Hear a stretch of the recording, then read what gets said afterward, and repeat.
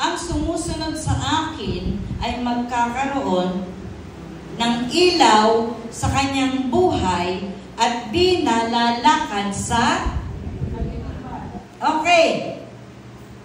Ako ang ilaw ng sanlibutan. Ang sumusunod sa akin ay magkakaroon ng ilaw sa kanyang buhay at di nalalakad sa kadiliman.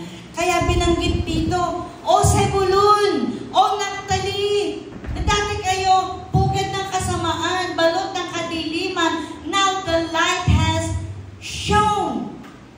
Dahil nanirahan si Jesus, doon namuhay at nakisalamuha ang Panginoon. Kaya nasa kanila ang liwanag.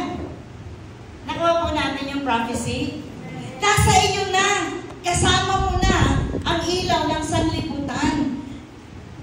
Parang ikaw at ako, na dati tayo nasa kasalanan, namumuhay, masayang gumagawa ng mga mali, masayang gumagawa ng mga kasalanan, pero minsan isang araw, nagpakilala sa atin ang Panginoon.